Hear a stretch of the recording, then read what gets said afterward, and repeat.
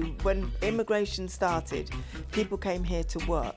They were invited to work. They worked on the buses, they worked in the health service, and for Asians and Pakistanis and some West Indians, they went to Ford's in Dagenham.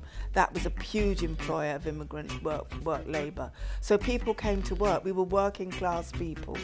Very few people at that time came over could even think about business. You didn't even have really any rights.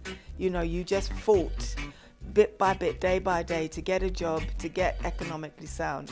And that was the fight, you know, to get enough money to be able to own your own house, because we lived in rooms. So it was, you know, economically really tough for immigrants at that stage.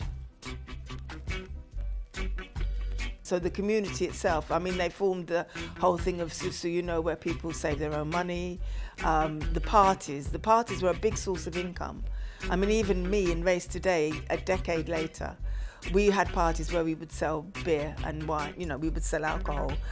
So those parties were a big source of income that people had, you know, in order to make some money.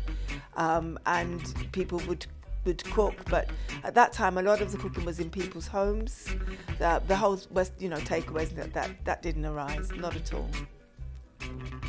It was a working class immigrant population that first came to Britain.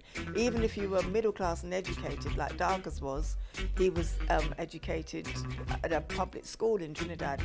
When he came, no one believed his qualifications, so he worked as a postman. He used to sort mail at Mount Pleasant.